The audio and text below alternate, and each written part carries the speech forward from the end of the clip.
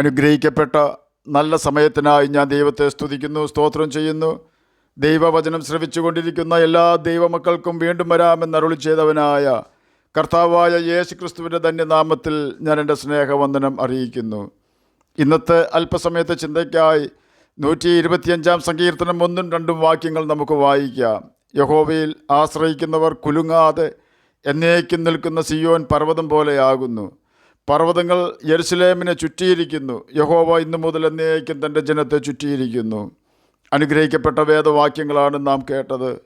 യഹോവയിൽ ആശ്രയം വെച്ചിരിക്കുന്ന ഒരു വ്യക്തിയെക്കുറിച്ചാണ് ഇവിടെ രേഖപ്പെടുത്തിയിരിക്കുന്നത്. അതുപോലെ തന്നെ യഹോവയിൽ ആശ്രയം വെച്ചിരിക്കുന്ന വ്യക്തിയെയും ജനത്തെയും യഹോവ ചുറ്റി പരിപാലിക്കുകയും ചെയ്യുമെന്ന് ഈ 2 വാക്യങ്ങൾ നമ്മെ പഠിപ്പിക്കുന്നുണ്ട്. ഇസ്രയേലിൻ്റെ രാജാവായ ദൈവം ശൗലിനെ തിരഞ്ഞെടുത്തെങ്കിലും ദൈവത്തോടുള്ള അനുസരണക്കേടിനാൽ തൻ്റെ രാജ്യത്വം നഷ്ടപ്പെടുത്തിയ ശൗൽ രാജാവ് തൻ്റെ രാജ്യത്വത്തിൽ പിടിച്ചു നിൽക്കുവാൻ വളരെയധികം ശ്രമിച്ചുവെങ്കിലും സാധിച്ചില്ല. താൻ ഗിൽബോവ പർവ്വതത്തിൽ പട്ടുപോയി. തനിക്ക് പകരം രാജാവാകുവാൻ ശമൂവേലിനാൽ അഭിഷിക്തനായ ദാവീദിനെ കൊന്ന് തൻ്റെ മകനെ രാജാവാക്കുക എന്നതായിരുന്നു തൻ്റെ ലക്ഷ്യമെന്ന് ശൗലിൻ്റെ വാക്കുകളിൽ നിന്ന് തന്നെ മനസ്സിലാക്കുവാൻ കഴിയും.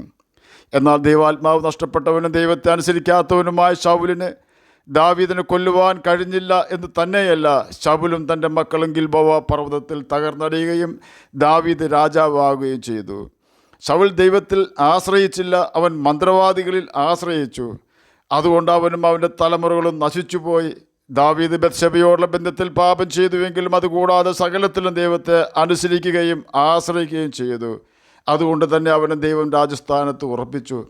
അവൻ്റെ ശേഷം അവൻ്റെ മകനായ ശലോമോൻ രാജാവായി. ശലോമോൻ ദൈവത്തോട് പാപം ചെയ്തതിനാൽ ദാവീദിൻ നിമിത്തം 40 വർഷം ഇസ്രയേലിൽ രാജാവായെങ്കിലും ശലോമോൻ്റെ മരണശേഷം തൻ്റെ മകനായ രഹബയാമിന് ഇസ്രയേലിൽ 12 ഗോത്രമുള്ളതിൽ വെറും 2 ഗോത്രം മാത്രം ലഭിക്കുകയും ബാക്കി 10 ഗോത്രം ശലോമോൻ്റെ ദാസനായ യൊരോബയാമിനെ നൽകുകയും ചെയ്തു.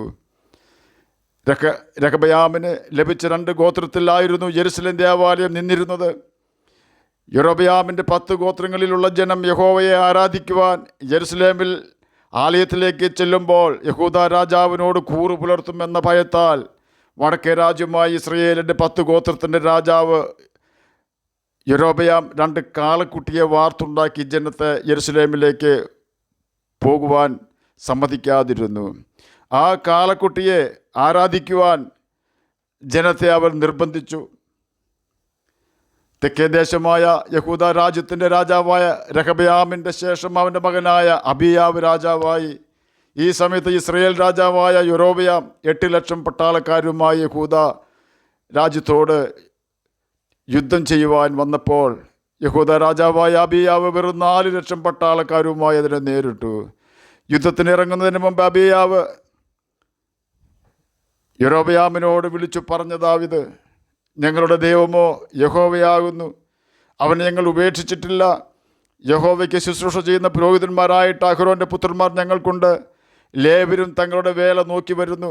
അവർ ദിനംപ്രതി രാവിലെയും വൈകുന്നേരവും യഹോവയ്ക്ക് ഹോമയാഗങ്ങളും പരിമളധൂപവും അർപ്പിക്കുന്നു. കാഴ്ചയപ്പം വിശുദ്ധ മേശമേൽ അടുക്കി വയ്ക്കുന്നു. പൊൻനില വിളക്കുകളും അതിൻ്റെ ദീപങ്ങളും വൈകുന്നേരം തോറും കത്തിക്കുന്നു. ഇങ്ങനെ ഞങ്ങൾ ഞങ്ങളുടെ ദൈവമായ യഹോവയുടെ ആജ്ഞ പ്രമാണിക്കുന്നു. നിങ്ങളോ അവനെ ഉപേക്ഷിച്ചിരിക്കുന്നു. ഇതാ ഞങ്ങളോടുകൂടെ ഞങ്ങളുടെ തലവനായ ദൈവവും നിങ്ങളുടെ നേരെ ധ്വനിപ്പിക്കേണ്ടതിന് ധ്വനിക്കാഹളങ്ങളോടുകൂടെ അവൻ്റെ പുരോഹിതന്മാരുമുണ്ട്. യഹൂദ്യർ തിരിഞ്ഞു നോക്കിയപ്പോൾ പട മുമ്പിലും പിറകിലും കണ്ടു. യഹോവയോട് അവർ നിലവിളിച്ചു. പുരോഹിതന്മാർ കാഹളം ഊതി യഹൂദാ പുരുഷന്മാർ ആർത്തു വിളിച്ചു. യഹൂദാ പുരുഷന്മാർ ആർത്തു വിളിച്ചപ്പോൾ ദൈവം യൊരോബയാമിനെയും എല്ലാ ഇസ്രയേലിനെയും അബിയാവോടും യഹൂദയോടും തോൽക്കുമാറാക്കി. യഹോവയിൽ ആശ്രയിച്ച് അവൻ്റെ പ്രമാണം അനുസരിച്ച അബിയാവ് ഇസ്രയേലിനെ തോൽപ്പിച്ചു. 2 ദിനവൃത്താന്ത പുസ്തകം 13-ാം അധ്യായത്തിൽ ഈ കാര്യങ്ങളെല്ലാം രേഖപ്പെടുത്തിയിട്ടുണ്ട്. അതെ, യഹോവയിൽ ആശ്രയിച്ച അബിയാവിനെ യഹോവയെ ധിക്കരിച്ച യൊരോബയാമിൻ്റെ മുമ്പിൽ സിയോൻ പർവ്വതം പോലെ നിൽക്കുമാറാക്കി.